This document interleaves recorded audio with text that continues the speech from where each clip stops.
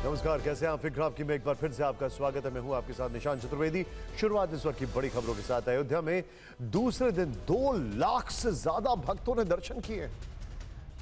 अब रात 10 बजे तक श्रद्धालु कर सकेंगे दर्शन। भीड़ की वजह से आज आरती के वक्त में दर्शन कराए गए।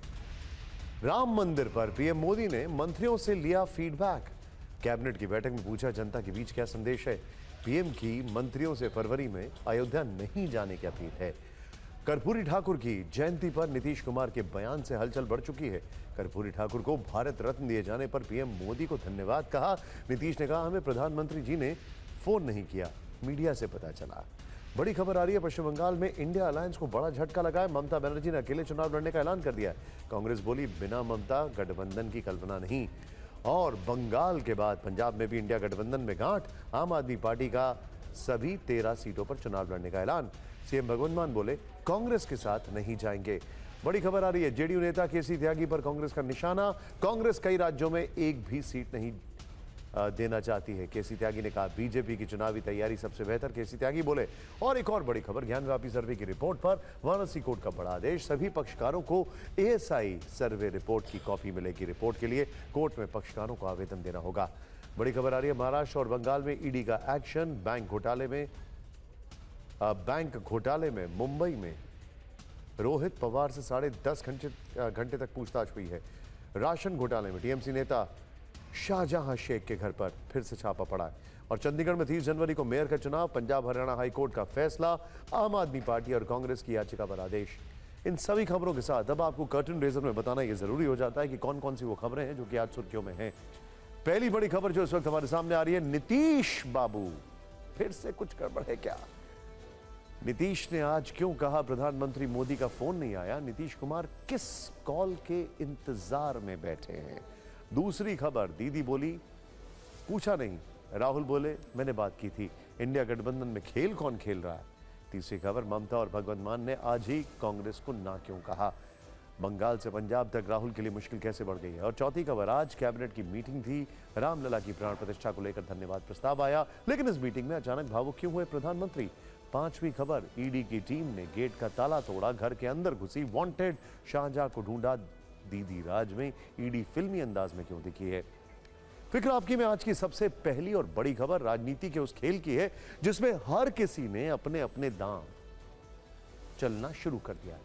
और आज दिन भर जो ट्रेंडिंग न्यूज बनी रही वो देखते हैं। इस खेल में आज 4 मुख्य किरदार थे। 4 मुख्य किरदार। पहली, ममता बनर्जी, जिन्होंने आज बंगाल में इंडिया से ही खेला कर दिया। बंगाल में ममता एकला चलेंगी। दूसरे, भगवंत मान, जो ममता की राह पर चले और पंजाब में अकेले चुनाव लड़ने की घोषणा की। तीसरे, राहुल गांधी हैं, जो बंगाल को लेकर अलग तरह की सियासत करते नजर आए। चौथे किरदार हैं नीतीश बाबू, जिन्होंने आज पीएम मोदी की तारीफ की और बताया कि वो एक खास फोन के इंतजार में बैठे हैं।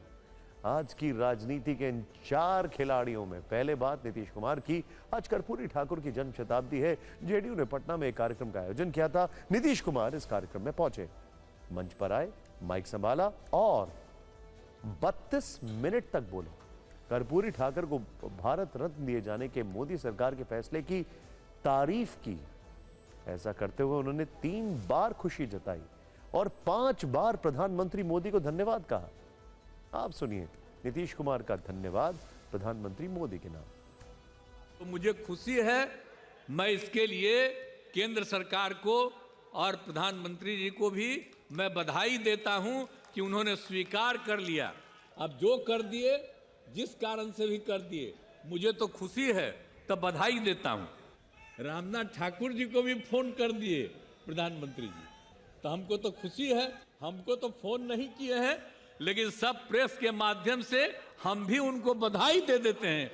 आप ये सब चीज मत कहिएगा कि हम लोगों की मांग थी, आप खुद दे कहिएगा कि वही कर दिए हैं, लेकिन तब भी आपको हम बधाई। तुम इतना जो मुस्कुरा रहे हो, न जाने अब कहां जाने का प्लान कर रहे हो। नीतीश कुमार यही नहीं रुके, इसके बाद उन्होंने परिवारवाद और एनडीए में जाने की अटकलों पर भी बात की। हालांकि संकेतों में कही गई बात थी, लेकिन सियासत संकेतों का खेल है। नीतीश कुमार ने कर्पूरी ठाकुर के बहाने परिवारवाद पर कटाक्ष किया, यानी ये लालू प्रसाद यादव पर संकेतों की भाषा में हमला माना गया। सवाल उठता है कि क्या ये अटकलें सही हैं कि लालू से दूर नरेंद्र मोदी के करीब नीतीश कुमार जाने वाले हैं? क्या वो फिर पलटी मारने वाले हैं?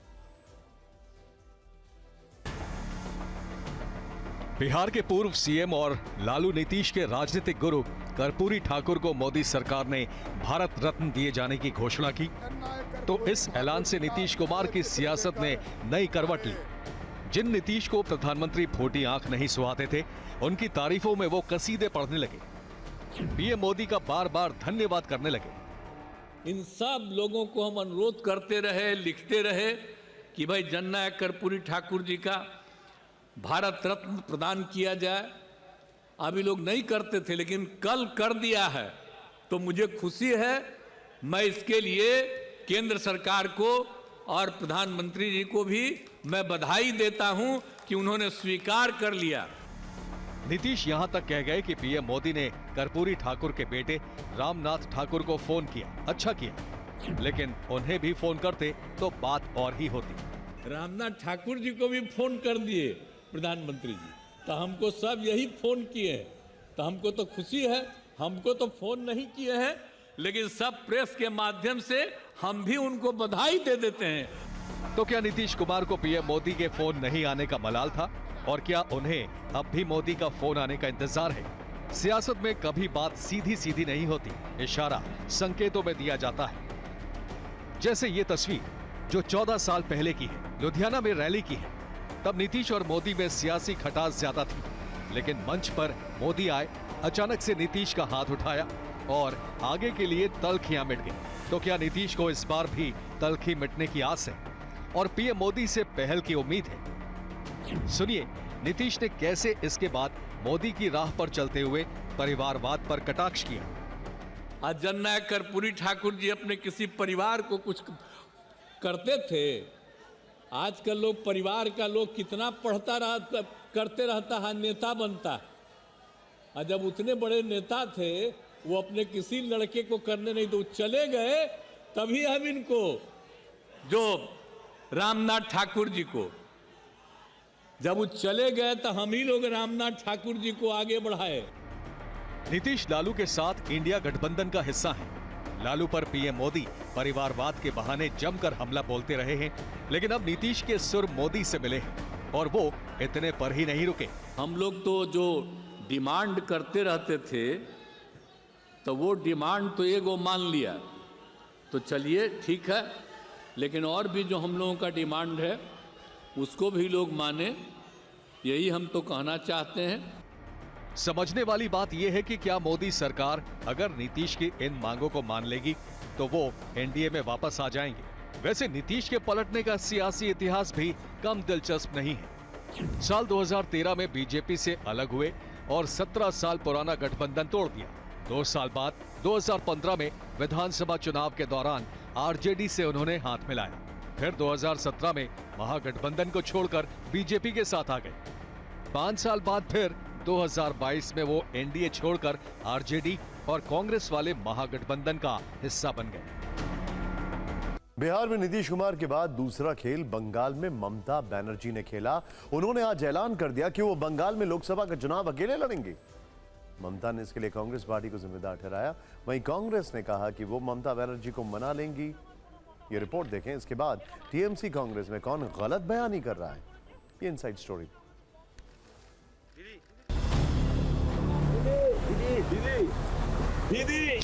हावड़ा में ममता बनर्जी का काफिला आता देख कुछ पत्रकारों ने दीदी दीदी की आवाज लगाई, तो ममता ने गाड़ी रुकवाई, फिर कार से उतरी। इसके बाद पत्रकारों ने सिर्फ एक शब्द बोला, कांग्रेस। ये शब्द सुनते ही दीदी इस कदर बेफरी की बंगाल में अकेले चुनाव लड़ने का ऐलान कर दिया।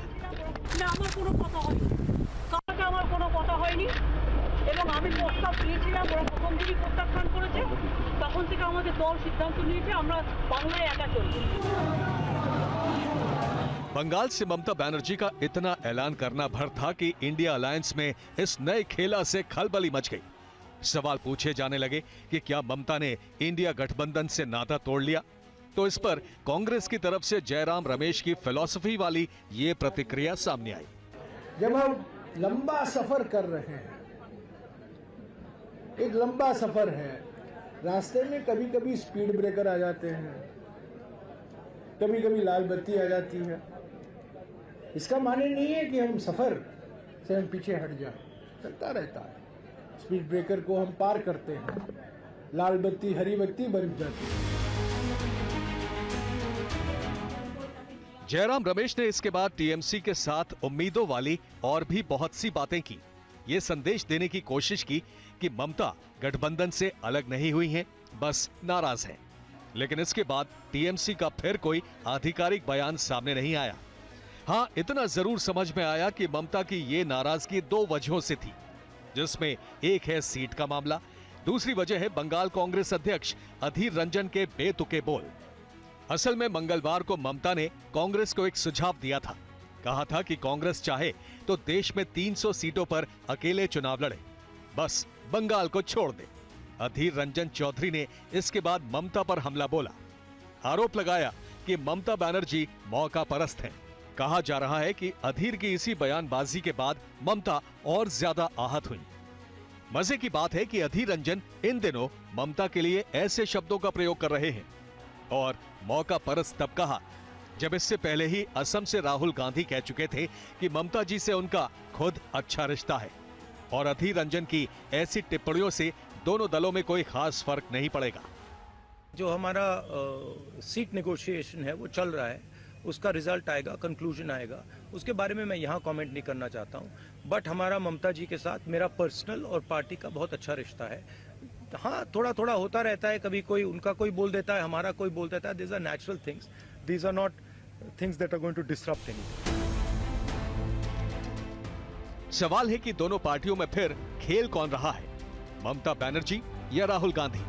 क्योंकि मामला सिर्फ बयानबाजी तक सीमित नहीं है, बल्कि ये खेल सिर्फ दो का है और राहुल की बंगाल में होने वाली न्याय यात्रा से भी सीधा जुड़ा है। ये इनसाइड स्टोरी बस थोड़ी देर में। राहुल गांधी की न्याय यात्रा कल से बंगाल में प्रवेश करेगी। ममता बनर्जी ने कांग्रेस पर आरोप लगाया कि राहुल गांधी की बंगाल यात्रा की जानकारी उन्हें नहीं दी गई, जबकि इस पर हमारे पास इस दावे से उलट एक इनसाइड रिपोर्ट है, जिससे सवाल उठता है कि दोनों दलों में गलत बयानी कौन कर रहा है और दोनों दलों में क्या सारा खेल सिर्फ दो का है।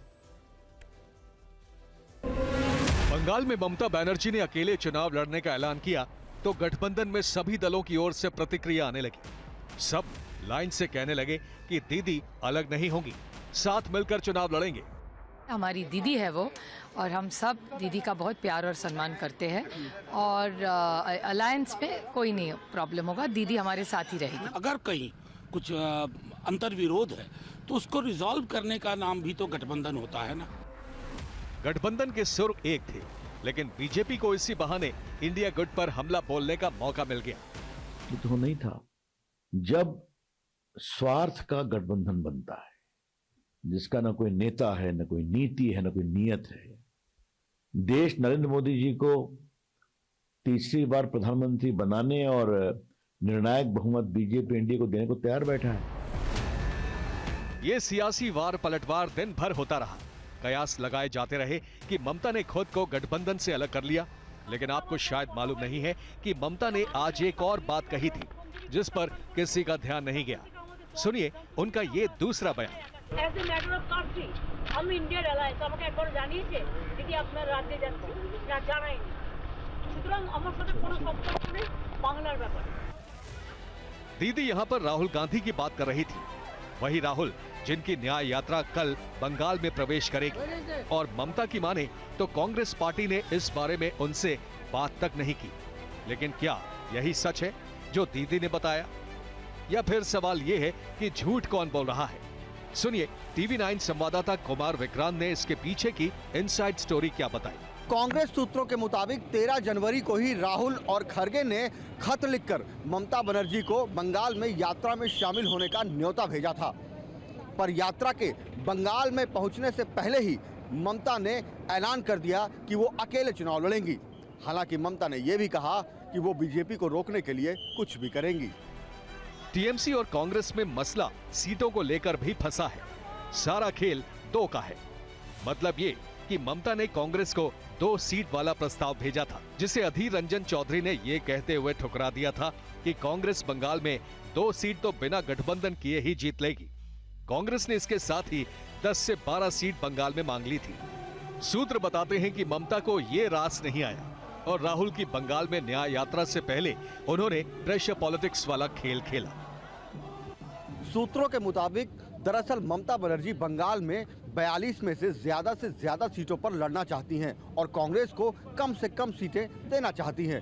इसीलिए यात्रा बंगाल में पहुंचने से ठीक पहले ममता ने दबाव बनाने की बड़ी कोशिश की है। वो चाहती हैं कि कांग्रेस इस वक्त में कम सीटों पर मान जाए और सीट बंटवारा उनके मन मुताबिक हो जाए।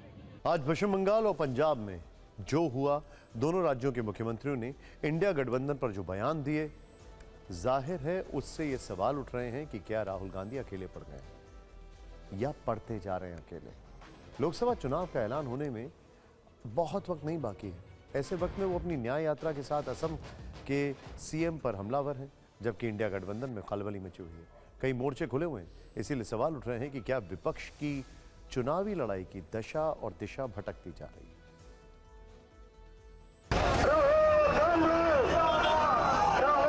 जब लोकसभा चुनाव की लड़ाई सिर पर है, तब राहुल गांधी असम के सीएम हेमंता बिस्वा शर्मा से 2-2 हाथ कर रहे हैं। मतलब लड़ाई दिल्ली की, लेकिन भिड़ंत दिल्ली से 1900 किलोमीटर दूर असम के मुख्यमंत्री से, वो भी हर रोज। HBS जिसको कहते हैं, उसका कंट्रोलर दिल्ली में बैठा है और वो देश का सबसे बड़ा चीफ मिनिस्टर है। असम में यात्रा के प्रवेश करने के पहले दिन से ही वो सीएम पर बेहद आक्रामक मूड में है। आज भी जब बारपेटा में राहुल की भारत जोड़ो न्याय यात्रा शुरू हुई, तो फिर निशाना हेमंता बिस्वा शर्मा बने। पता नहीं कहां से इसके दिमाग में आइडिया आ गया कि वो राहुल गांधी को डरा सकता। जितने केस लगाने मेरे ऊपर लगा दो, कोई फर्क नहीं पड़ता मुझे, मैं नहीं डरता। मंगलवार को यात्रा में हुए हंगामे की वजह से राहुल गांधी पर मुकदमा भी हो चुका है। FIR दर्ज होने के बाद TV9 से उन्होंने क्या कहा, ये सुनिए। राहुल जी, आपके खिलाफ, कांग्रेस के नेताओं के खिलाफ FIR दर्ज कर दी गई असम में। भैया एक FIR थोड़ी है, तो लिस्ट लगी हुई है। अब 28 केसेस हैं। क्या कहेंगे सर, जिस तरीके से आपके ऊपर लगातार हमले हो रहे हैं? वो तो होंगे ही होंगे। डरे हुए हैं भैया, वो डरे हुए हैं। अब मुझे काम कर दीजिए। सियासी गलियारों में ऐसी अटकलें हैं कि जब लड़ाई आम चुनाव की है, चुनौती प्रधानमंत्री नरेंद्र मोदी हैं, तब राहुल एक सूबे के सीएम पर अटके हुए हैं। ये हाल तब है जब आज पहले ममता बनर्जी और फिर भगवंत मान, इन 2 चेहरों ने कांग्रेस की गठबंधन राजनीति को तगड़ा झटका दिया। साफ है, 28 दलों का गठबंधन जो पिछले साल बना, जितनी मजबूती दिखाने की कोशिश की गई, फिलहाल वो कमजोर नजर आ रहा है। राहुल गांधी के सामने अब तक सिर्फ पीएम नरेंद्र मोदी चैलेंज थे, लेकिन अब साथी दल भी चुनौती पेश कर रहे हैं और इस चैलेंज में शायद राहुल कहीं न कहीं अकेले पड़ रहे हैं। इधर पंजाब में भी कांग्रेस के हाथ से गठबंधन फिसलने के संकेत मिल रहे हैं। आम आदमी पार्टी भी ममता बनर्जी की राह पर जाती दिखाई दे रही है। यहां सीएम भगवंत मान खेल रहे हैं। इस खबर की शुरुआत 18 जनवरी की तस्वीरों से करते हैं, जब चंडीगढ़ मेयर पद का चुनाव टल गया था। इसके विरोध में कांग्रेस और आम आदमी पार्टी के नेताओं ने एक साथ धरना प्रदर्शन किया था। इस दौरान दोनों पार्टियों के नेताओं ने मिलकर 2024 में बीजेपी को हराने की बात कही थी। मेयर चुनाव में कांग्रेस और आम आदमी पार्टी एक साथ चुनाव लड़ रही है। हालांकि 6 दिन बाद जो नई खबर सामने आई, इससे लोकसभा के साथ मेयर चुनाव गठबंधन का भविष्य भी खतरे में दिख रहा है। ममता बनर्जी के बाद पंजाब के सीएम भगवंत मान ने राज्य में कांग्रेस से अलग अकेले चुनाव लड़ने का ऐलान कर दिया। देश में पंजाब बनेगा हीरो। 2024 में लोकसभा चुनाव में आम आदमी पार्टी के पक्ष में 13-0। 17 जनवरी से 8 दिन बाद पंजाब के सीएम भगवंत मान ने दूसरी बार ऐसा बयान दिया है। मान ने एक बार फिर पंजाब की सभी 13 सीटों पर चुनाव लड़ने का दावा किया है। मान की बार बार बयानबाजी कुछ सवाल खड़े कर रही है। क्या आम आदमी पार्टी तय कर चुकी है कि पंजाब में अकेले ही चुनाव लड़ना है? क्या मान का बयान कांग्रेस पर सीट शेयरिंग का दबाव बनाने की रणनीति है? क्या अपने पाले में ज्यादा सीटें रखने के लिए आप प्रेशर टैक्टिक्स चल रही है? सबसे बड़ा सवाल यह है कि क्या आम आदमी पार्टी और टीएमसी अंदर खाने कांग्रेस के खिलाफ कोई खेल तो नहीं कर रहे? क्योंकि मान के बयान की टाइमिंग अहम है। पहले ममता ने अकेले चुनाव लड़ने का दावा किया, इसके बाद मान ने भी एक बार फिर 13-0 से पंजाब जीतने का दावा कर दिया। देश में पंजाब बनेगा हीरो। 2024 में लोकसभा चुनाव में आम आदमी पार्टी के पक्ष में 13-0। भगवंत मान से जब ममता बनर्जी के स्टैंड पर सवाल पूछा गया तो उन्होंने कहा कि हो सकता है कांग्रेस की उनके साथ बातचीत चल रही हो, पंजाब में कांग्रेस से कोई समझौता नहीं होगा। देखो ये तो उनका काम है, ये ममता बनर्जी नहीं कोई बात नहीं, वो हो सकता है कोई उनके साथ बातचीत चल रही हो उस लेवल पे, लेकिन पंजाब में हम ऐसा नहीं करने वाले। पंजाब में कांग्रेस से हमारा कोई। दूसरी तरफ पंजाब कांग्रेस के स्थानीय नेता भी नहीं चाहते कि राज्य में आपके साथ पार्टी गठबंधन करे। देखो, जो वर्कर की भावनाओं को देखते हुए आम आदमी पार्टी से बिल्कुल भी गठबंधन नहीं होना चाहिए। और मेरा ख्याल है कि जो हमारे पंजाब के चीफ मिनिस्टर भगवंत मान हैं, ये भी यही चाहते हैं कि शायद गठबंधन ना हो। दरअसल कांग्रेस पंजाब की 13 लोकसभा सीटों में से उन 8 लोकसभा सीटों की मांग कर रही थी जिन पर पिछले लोकसभा चुनाव में उनके उम्मीदवार जीते थे, जबकि आम आदमी पार्टी का तर्क ये था कि पंजाब विधानसभा चुनाव में उन्हें बम्पर जीत मिली है और ऐसे में विधायकों की संख्या के आधार पर लोकसभा चुनाव में उन्हें ज्यादा सीटें मिलनी चाहिए। इसी वजह से अब तक गठबंधन सिरे नहीं चढ़ सका है और दोनों ही पार्टियां पंजाब में एक मंच पर नहीं आ सकी हैं। 17 जनवरी को ही पंजाब कांग्रेस अध्यक्ष अमरिंदर सिंह राजा वड़िंग ने भी कहा था कि कांग्रेस सभी 13 सीटों पर चुनाव लड़ने की तैयारी कर रही है। हालांकि आम आदमी पार्टी और कांग्रेस के दिल्ली में बैठे नेता इस पर कोई प्रतिक्रिया नहीं दे रहे हैं। दिल्ली के नेताओं की चुप्पी भी गठबंधन पर सवाल खड़े कर रही है। अब आपको भगवंत मान के बयान के संभावित मायने समझाते हैं। गठबंधन में अपनी स्थिति मजबूत दिखाना, नंबर 1, कांग्रेस पर सीट शेयरिंग का दबाव बनाना, नंबर 2, सीटों की सौदेबाजी में अपना अपर हैंड रखना, पंजाब के साथ दिल्ली को साधने की कोशिश करना, पंजाब में सौदेबाजी का दिल्ली पर सीधा असर, लोकल लीडरशिप की भावनाओं का ध्यान रखना। हालांकि क्या यह सारी स्ट्रैटेजी भगवंत मान की अकेले की है या इसके पीछे दिल्ली के सीएम भी हैं? हालांकि कांग्रेस और आम आदमी पार्टी दोनों की तरफ से गठबंधन पर अभी कोई अंतिम फैसला नहीं हुआ है। आप सांसद संदीप पाठक ने कहा है कि शीर्ष लीडरशिप ही अंतिम फैसला लेगी। बाकी लोकल यूनिट के अपने एस्पिरेशन से वो बता रहे हैं। कांग्रेस पार्टी की लोकल यूनिट बहुत स्ट्रांगली कह रही है कि भाई उन्हें गठबंधन नहीं करना है, पर अंत में जब फाइनल निर्णय होगा उस पर क्लैरिटी आएगी। अब 2019 के लोकसभा नतीजों से 2024 में आम आदमी पार्टी और कांग्रेस के बीच जारी खींचतान का समीकरण समझाते हैं। 2019 के चुनाव में पंजाब की 13 सीटों में से कांग्रेस को 8 सीटें मिली, जबकि आम आदमी पार्टी के खाते में 1 सीट आई। दिल्ली विधानसभा में आम आदमी पार्टी की सरकार है, लेकिन 2019 के लोकसभा चुनाव में कांग्रेस के साथ उसका खाता भी नहीं खुला था। पंजाब में पिछली बार के परिणाम को मद्देनजर रखते हुए कांग्रेस 8 सीटों पर दावा कर रही है। आम आदमी पार्टी का तर्क यह था कि पंजाब विधानसभा में उन्हें बम्पर 92 सीटों पर जीत मिली है, जबकि कांग्रेस के पास सिर्फ 18 विधानसभा सीटें हैं। ऐसे में विधायकों की संख्या के आधार पर उन्हें ज्यादा सीट मिलनी चाहिए। आम आदमी पार्टी को डर यह है कि अगर वो पंजाब में कम सीटों पर समझौता करती है तो दिल्ली में भी उसे नुकसान उठाना पड़ सकता है। लेकिन अब अलग खबर। अब खबर पीएम मोदी के कर्पूरी बाबू की। ध्यान से देखिए, कर्पूरी बाबू पर जो उन्होंने लेख लिखा उसको लेकर मोदी सरकार ने मंगलवार को मरणोपरांत कर्पूरी ठाकुर को भारत रत्न सम्मान देने का ऐलान किया। कर्पूरी ठाकुर बिहार के 2 बार मुख्यमंत्री रहे, देश में सामाजिक न्याय के सबसे बड़े पुरोधा रहे। आज कर्पूरी ठाकुर की 100वीं जयंती पर पीएम मोदी ने एक लेख लिखा। लेख में उन्होंने कर्पूरी ठाकुर की सादगी के कई किस्सों का जिक्र किया। लेख में खुद को पिछड़े वर्ग का बताकर पीएम मोदी ने विपक्ष के ओबीसी दांव को भी फेल करने की कोशिश की। इस लेख के अहम बिंदु आपको आगे दिखाएंगे। पहले आपको कर्पूरी ठाकुर को भारत रत्न सम्मान पर पीएम मोदी की पहली प्रतिक्रिया सुनाते हैं। पीएम मोदी ने आज एनसीसी, एनएसएस कैडेट्स को संबोधित किया। अपने संबोधन में उन्होंने कर्पूरी ठाकुर का जिक्र किया। कहा कि हमारी सरकार के कार्यों में आप कर्पूरी बाबू के विचारों की प्रेरणा देख सकते हैं। गरीब से गरीब लाभार्थी तक पहुंचने के लिए विकसित भारत संकल्प यात्रा जैसे अभियान चलाना, समाज के पिछड़े और अति पिछड़े वर्गों के लिए निरंतर नई योजनाएं बनाना, हमारी सरकार के इन सभी कार्यों में कर्पूरी बाबू के विचारों से मिली प्रेरणा आप देख सकते हैं। आप सभी उनके बारे में पढ़ें, उनके आदर्शों को अपने जीवन का हिस्सा बनाएं। इससे आपके व्यक्तित्व को एक नई ऊंचाई मिलेगी। कर्पूरी ठाकुर के बारे में पीएम मोदी ने जो विचार रखे, ऐसे ही विचार उन्होंने अपने लेख में भी लिखे। हालांकि खबर पीएम मोदी का लेख नहीं, बल्कि लेख में खुद को पिछड़े वर्ग से बताना है, क्योंकि इसी में विपक्ष के ओबीसी कार्ड की काट। समाज के पिछड़े और वंचित वर्गों को सशक्त बनाने के लिए जननायक कर्पूरी ठाकुर जी ने एक ठोस कार्य योजना बनाई थी।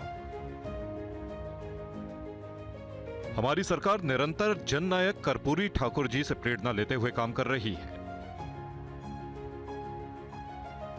कर्पूरी जी के जीवन से प्रेरित होकर हमने इसे एक प्रभावी गवर्नेंस मॉडल के रूप में लागू किया। भारत के 25 करोड़ लोगों को गरीबी से बाहर निकालने की उपलब्धि पर आज जननायक कर्पूरी जी जरूर गौरवान्वित होते।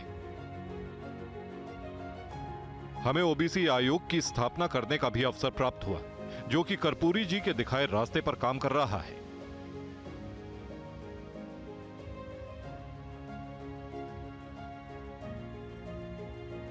पिछड़े वर्ग से ताल्लुक रखने वाले एक व्यक्ति के रूप में मुझे जननायक कर्पूरी ठाकुर जी के जीवन से बहुत कुछ सीखने को मिला है।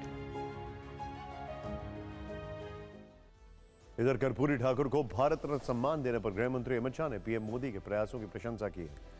उन्होंने कर्पूरी ठाकुर के जन्म शताब्दी समारोह में बोलते हुए कहा कि पीएम मोदी ने 22 तारीख को राम काज किया और 23 तारीख को भारत रत्न के ऐलान से गरीब काज कर राम और गरीब को जोड़ने का प्रयास किया। संजोग देखिए,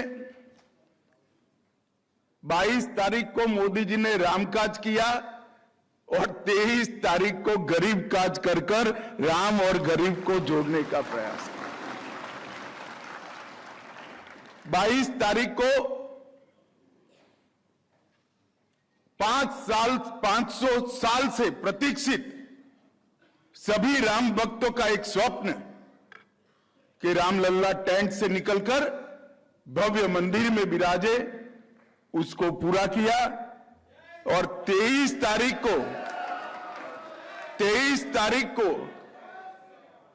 हजारों, लाखों, करोड़ों गरीबों, वंचित, पिछड़े, दलित, आदिवासी, इनके मन की वर्षों की तमन्ना कि जिन्होंने पहली बार सामाजिक न्याय को मूर्त रूप देने का काम किया, वो जननायक को भारत रत्न मिले।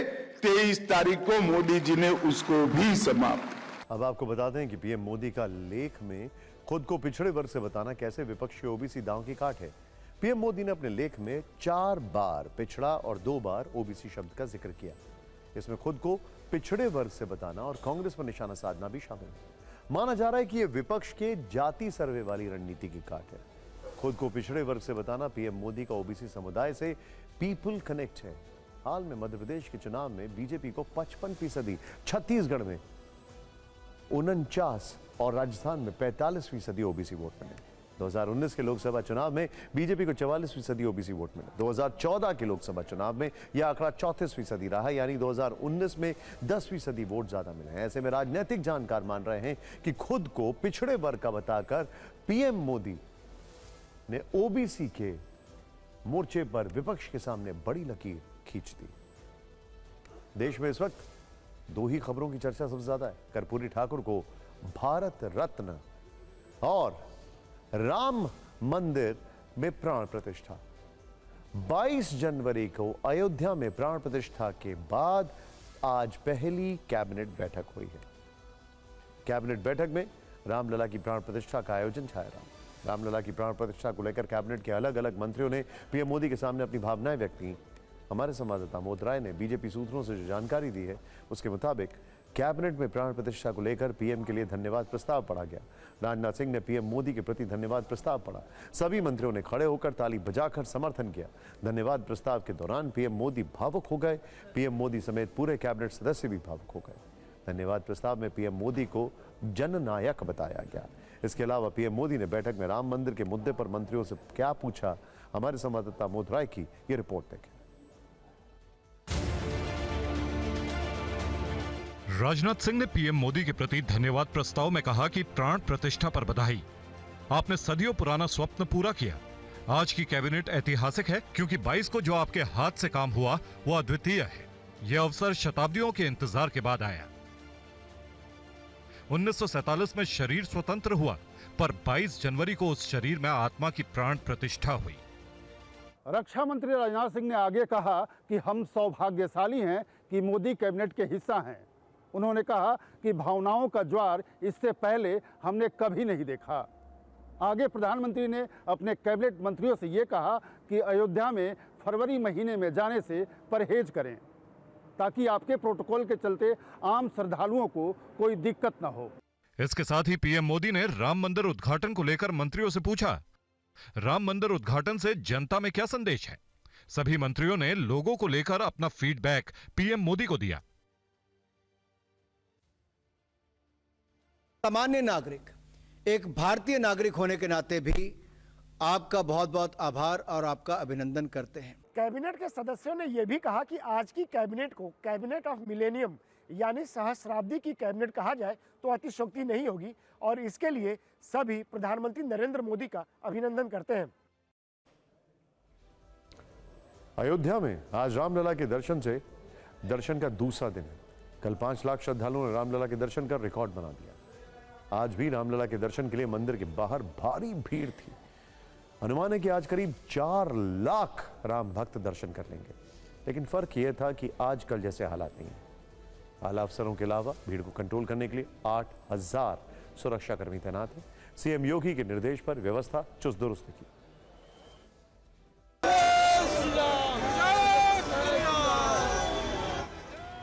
रामनगरी अयोध्या में कल के मुकाबले आज श्रद्धालुओं ने व्यवस्थित ढंग से दर्शन किए। राम भक्त संयम के साथ प्रभु राम के दर्शन के लिए आगे बढ़ रहे हैं तो प्रशासन भी मुस्तैद है। इसी का असर हुआ कि लाखों लोग आज भी आए, लेकिन सब कुछ शांतिपूर्ण रहा। अमूमन अयोध्या में 75,000 से 1 लाख लोग एक दिन में दर्शन करते हैं। जो आज की तस्वीर है उस तस्वीर में भी आपको श्रद्धालु नजर आ जाएंगे, लेकिन ये सारा कार्यक्रम व्यवस्थित हो गया है। व्यवस्थित इसलिए भी हुआ है क्योंकि कल मैक्सिमम बैकलॉग क्लियर हो गया। दर्शन करने आए श्रद्धालु भी व्यवस्था से बेहद खुश नजर आए। कैसा एक्सपीरियंस रहा? बहुत अच्छा है। लोग कह रहे हैं कि बहुत सुविधा हो रही है, लोगों को धक्का मुक्की कुछ नहीं है, वो सब झूठ है। बहुत अच्छा लगा, आसानी से दर्शन कर रहे हैं। हम जयपुर से राजस्थान से आए हैं। बहुत अच्छा लगा। जय श्री राम। राम भक्तों को सुगम दर्शन हो पाए, इसके लिए मंदिर की तरफ से भी कुछ बदलाव किए गए हैं। भीड़ की वजह से अब आरती के समय भी लोग प्रभु श्री राम की झलक पा सकेंगे। वहां के पुजारी ने खुद टीवी 9 को श्रद्धालुओं के दर्शन को लेकर हुए बदलाव की जानकारी दी। भीड़ को दृष्टि रखते हुए पूजन का अवधि भी बढ़ाया जाएगा और बढ़ा रहे हैं। जैसे आज दिन भर दर्शन हुआ है, आरती के साथ साथ सबका दर्शन हुआ, आज बंद ही नहीं हुआ मंदिर। प्राण प्रतिष्ठा के बाद से भीड़ जिस कदर उमड़ी, उसे देखते हुए लखनऊ से आए गृह सचिव संजय प्रसाद और डीजी प्रशांत कुमार खुद आज भी अयोध्या के मंदिर में मौजूद रहे। अब यहाँ स्थिति पूरी तरीके से सामान्य है। कल भी सामान्य थी और हम लोग सुबह से ही यहाँ कल भी आ गए थे और लोगों को अबाधित तरीके से दर्शन करा रहे थे। आज और व्यवस्था को सुचारू रूप से डायनेमिक तरीके से चेंज किया गया है। इसमें क्यू का परिवर्तन किया गया। हमारे संवाददाता पंकज झा ने आज खुद मंदिर परिसर के अंदर जाकर देखा, जहां लोग आराम से दर्शन करते दिखे। मैं हूं राम जन्मभूमि मंदिर में। ये सामने सिंह द्वार है और आज तारीख 24 जनवरी। श्रद्धालु बिल्कुल आराम से लाइनबद्ध होकर के भगवान रामलला के दर्शन कर रहे हैं। ये मंदिर है, ये निकासी का रास्ता है और सामने जो दिख रहा है वहाँ से देखिए कि किस तरीके से श्रद्धालु एक एक करके अंदर की तरफ जा रहे हैं। जानकारी के मुताबिक फिलहाल रात 10 बजे तक श्रद्धालुओं को दर्शन हो सकेंगे। आने वाले दिनों में भीड़ कैसी रहती है उसके हिसाब से ट्रस्ट आगे के नियम तय करेगा। यूपी पर्यटन विभाग का अनुमान है कि अयोध्या सबसे बड़ा धार्मिक पर्यटन केंद्र बनेगा, जहां हर साल 5 करोड़ से ज्यादा श्रद्धालु आएंगे। ये संख्या खास दिनों में 6 से 7 लाख तक पहुंच सकती है। यानी अयोध्या धाम यूपी का भव्य भाग्य बदलने वाला है। यही नहीं, ये देश के विकास का नया ग्रोथ इंजन साबित हो सकता है, जिसे लेकर SBI रिसर्च की रिपोर्ट में बड़ा दावा किया गया है। रिसर्च के मुताबिक राम मंदिर के खुलने से यूपी की अर्थव्यवस्था को बड़ा बूस्ट मिलेगा और इससे सूबे की अर्थव्यवस्था में 4 लाख करोड़ का अतिरिक्त योगदान होगा। SBI रिसर्च की रिपोर्ट में अनुमान है कि 2024-25 में 25,000 करोड़ का टैक्स कलेक्शन हो सकता है। इसमें अयोध्या का बड़ा कंट्रीब्यूशन होगा। आपको बता दें कि कल यानी दर्शन के पहले दिन श्रद्धालुओं ने 3 करोड़ 17 लाख रुपए दान दिया। ट्रस्ट के मेंबर अनिल मिश्रा ने मंदिर को मिले दान के बारे में जानकारी दी। इसके अलावा अपने दर्शकों को यह भी जानकारी दे दें कि आज राम मंदिर में 2 लाख लोगों ने दर्शन किए हैं। साथ ही अब अगले आदेश तक सुबह 6 बजे से रात 10 बजे तक रामलला और बालक राम के दर्शन होंगे। अब खबर ईडी के एक्शन की, जो आज पश्चिम बंगाल से लेकर महाराष्ट्र तक दिन भर जारी रही। ईडी का पहला एक्शन बंगाल में हुआ। आज प्रवर्तन निदेशालय के अधिकारी भारी लाव लश्कर के साथ शेख शाहजहां के संदेश खाली के अड्डे पर पहुंचे, ठीक उसी जगह जहां 5 जनवरी को ईडी की टीम पर हमला हुआ था, जहां टीएमसी के नेता शाहजहां शेख के इशारे पर भीड़ ने ईडी के अधिकारियों को निशाना बनाया था। जबकि ईडी का दूसरा एक्शन मुंबई में हुआ। मुंबई में शरद पवार के पोते रोहित पवार से एजेंसी ने पूछताछ की। ईडी ने MSC बैंक घोटाले में रोहित पवार को पेश होने के लिए समन जारी किया था। बंगाल से लेकर महाराष्ट्र तक दोनों केस में एक्शन के साथ सियासत भी जमकर हुई। लेकिन सबसे पहले आपको पश्चिम बंगाल के संदेश खाली ले चलते हैं, जहां की तस्वीर ही बड़ी कहानी बयां कर रही है।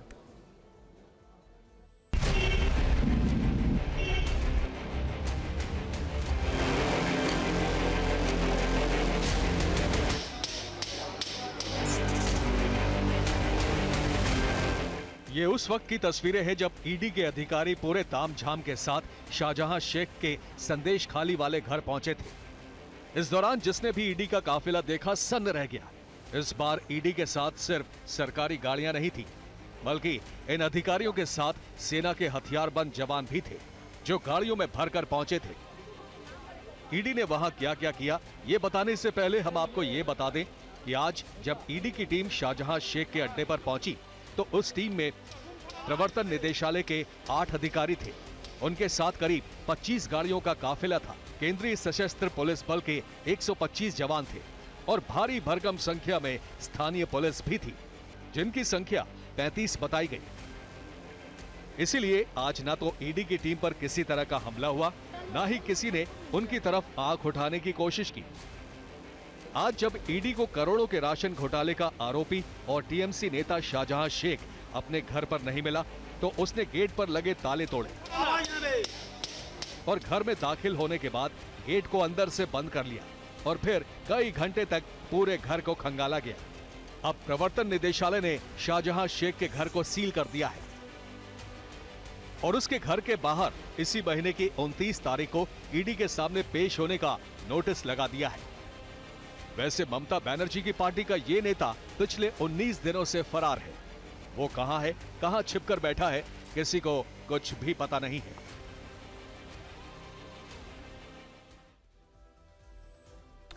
उन्नीस दिन पहले ईडी के 3 पर्सनल जो थे वो घायल हो गए थे, लेकिन अब करीब 120 लोगों के साथ जो फोर्सेस के थे उनके साथ ईडी वहां पर पहुंचती है। राशन घोटाले के केस में ही जांच के लिए 5 जनवरी को भी ईडी ने संदेश खाली में शेख शाहजहां पर छापा मारा था, लेकिन तब उस टीम पर हमला कर दिया गया था। इसके बाद ईडी ने शेख शाहजहां के खिलाफ लुकआउट नोटिस भी जारी किया था, लेकिन तब से ममता बनर्जी की पार्टी में शामिल ये शेख फरार है। अब आपके मन में सवाल होगा कि आखिर शेख शाहजहां कौन है, ये अब आपको बता देते हैं। शेख शाहजहां राशन घोटाले के आरोपी मंत्री ज्योतिप्रिय मलिक का बहुत करीबी है। शाहजहां शेख उत्तर 24 परगना जिले परिषद का पदाधिकारी है। इससे पहले वो नगर पालिका का चेयरमैन रह चुका है। संदेश खाली इलाके में शाहजहां शेख का काफी प्रभाव है। वो 2011 में टीएमसी में शामिल हुआ था। इससे पहले वो सीपीएम समर्थक था। अब खबर ईडी के एक और एक्शन की, जिससे एनसीपी शरद पवार गुट के समर्थक नाराज हो गए। लेकिन उससे पहले हुआ ये कि आज ईडी ने रोहित पवार को MSC बैंक घोटाले में पूछताछ के लिए बुलाया। रोहित पवार पूछताछ के लिए ईडी दफ्तर पहुंचने से पहले दादा शरद पवार से मिले और पैर छूकर उनका आशीर्वाद लिया। इसके बाद वो सीधे प्रवर्तन निदेशालय के दफ्तर पहुंचे। यहां तक रोहित के साथ शरद पवार की बेटी सुप्रिया सुले भी आई।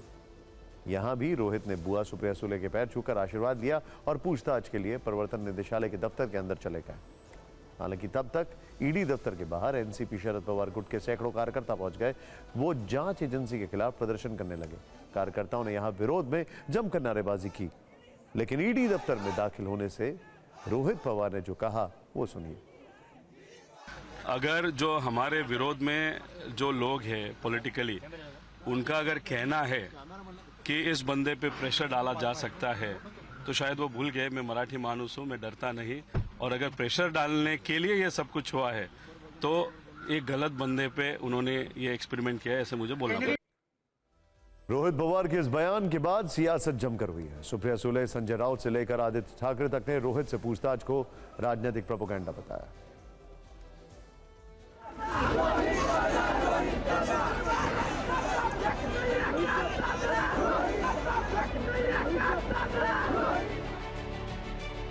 अगर हमने कुछ गलत किया ही नहीं है तो दबाव किस बात का? दबाव लेते हैं या दे सकते हैं। हमारी राजनीति दबाव वाली नहीं है और जो होगी भी नहीं कभी। उसने कुछ गलत किया ही नहीं है। ही आता भारतीय जनता पक्षाची एक शाखाच आहे। रोहित पवार यांच्याबरोबर फक्त त्यांचाच पक्ष नाही, तर संपूर्ण महाविकास आघाडी ही रोहित पवारांच्या पाठीशी।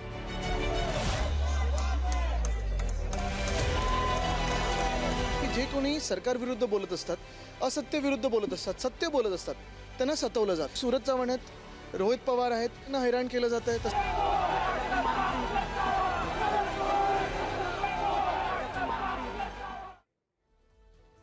अब आप ये जान लीजिए कि एमएससी बैंक स्कैम है क्या, जिसमें रोहित पवार से पूछताछ हो रही है। Maharashtra state cooperative bank scam 25,000 crore रुपए का है। ये घोटाला ऋण वितरण से संबंधित है। इस मामले में 4 लोगों ने बॉम्बे हाईकोर्ट में जनहित याचिका दायर की थी। मामला तब दायर किया गया था जब हाईकोर्ट ने सहकारी क्षेत्र में चीनी मिलों को गलत तरीके से बेचने के आरोप की जांच करने का आदेश दिया था। इसी के तहत इस केस में रोहित पवार की कंपनी बारामती एग्रो और उससे जुड़े ट्रांजैक्शन को शामिल किया गया। रोहित पवार से करीब 10.5 घंटे से चल रही है पूछताछ। बड़ी खबर, रोहित अभी तक ईडी दफ्तर में ही मौजूद हैं। कुछ देर पहले शरद पवार एनसीबी दफ्तर से निकले। रोहित से पूछताछ के बीच शरद पवार 11 घंटे तक एनसीबी दफ्तर में मौजूद रहे। अब फिक्र की एक और बड़ी खबर, जो ईवीएम यानी इलेक्ट्रॉनिक वोटिंग मशीन पर चल रही सियासत से जुड़ी है। जब से राजस्थान, मध्य प्रदेश और छत्तीसगढ़ विधानसभा चुनाव में कांग्रेस की करारी हार हुई है, कांग्रेसी खेमे में हार क्यों हुई है, इसे लेकर सवाल जवाब हो रहा है। पिछले 1.5 महीने में हार पर मंथन के लिए जब जब कांग्रेस की मीटिंग हुई, मीटिंग में ईवीएम का मुद्दा उठा। इस मीटिंग में दिग्विजय सिंह सहित कई नेताओं ने ईवीएम पर सवाल खड़े किए। आज एक बार फिर दिग्विजय सिंह ने ईवीएम, वीवीपैट और चुनाव आयोग पर सवाल उठाए, डेमो भी दिखाए। ऐसे में हमारा सवाल है कि क्या दिग्विजय सिंह डेमो ही दिखाएंगे या फिर कोर्ट भी जाएंगे, और कोर्ट जाएंगे तो कब? शायद इन सवालों का जवाब फिलहाल ना मिले, लेकिन भोपाल में जो हुआ वो हम आपको जरूर दिखाते हैं।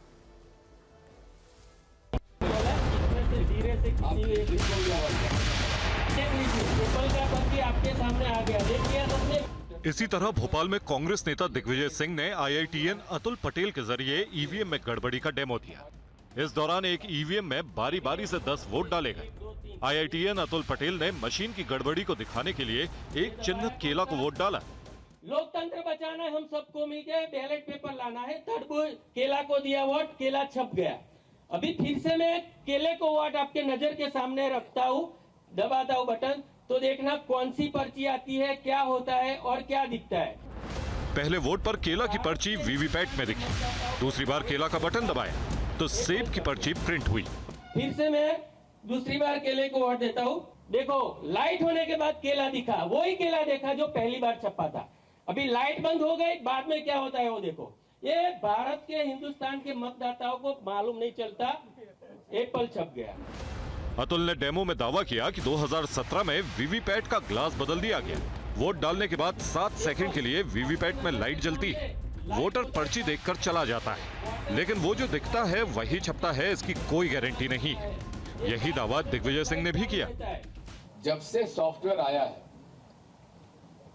हमारे उपयोग में, उसमें आप देखेंगे कि सॉफ्टवेयर आपने एक बार डाल दिया किसी भी मशीन में, तो वो सॉफ्टवेयर की बात लैपटॉप और कंप्यूटर मानेगा, मशीन मानेगी, ऑपरेट करने वाले की बात नहीं मानेगी। दिग्विजय सिंह यही नहीं रुके। उनके मुताबिक ईवीएम का सारा काम प्राइवेट लोगों के हाथ में है। जब सॉफ्टवेयर ही सब करता है तो वही सॉफ्टवेयर तय करेगा कि सरकार किसकी बनेगी। जब सॉफ्टवेयर ही हमारे वोट को परिवर्तित कर सकता है, प्रभावित कर सकता है, तो फिर सॉफ्टवेयर ही तय करेगा सरकार किसकी बनेगी। हालांकि दिग्विजय सिंह के तमाम आरोपों के बावजूद अभी तक ईवीएम की सुरक्षा में सेंध और धांधली के कोई सबूत सामने नहीं आए हैं। हिमाचल का चुनाव हो गया, कर्नाटक का हो गया, तब ये सॉफ्टवेयर क्यों नहीं आया? हालांकि ईवीएम पर ये आरोप पहली बार नहीं लगे। इससे पहले कांग्रेस नेता सैम पिट्रोडा ने कहा था कि 2024 में ईवीएम का बहिष्कार होना चाहिए। बीएसपी अध्यक्ष मायावती ने कहा था कि बैलेट से जीतते थे, ईवीएम आने से हारे हैं, कुछ तो गड़बड़ है। अखिलेश यादव ने भी कहा कि ईवीएम से चुनाव के मुद्दे पर जनमत संग्रह हो, जबकि अरविंद केजरीवाल ने कहा कि वोटिंग का बटन दबाने पर दूसरे नेता के सामने बत्ती जल जाती है। आरजेडी अध्यक्ष लालू यादव ने कहा था, दावा किया था कि ईवीएम से छेड़छाड़ होती है, इसके प्रोजेक्ट का गढ़ गुजरात है, जबकि आरजेडी नेता मनोज झा ने कहा था कि वीवीपैट के सभी रिसीविंग की काउंटिंग हो। इन सभी खबरों के बीच अब आइए देखते हैं देश में और कौन कौन सी खबरें हैं जो सुर्खियों में हैं। आइए देखते हैं अब टॉप 9 खबरें। दिल्ली में एनसीसी और एनएसएस कैडेट से मिले प्रधानमंत्री मोदी। इस मौके पर बोले कर्पूरी ठाकुर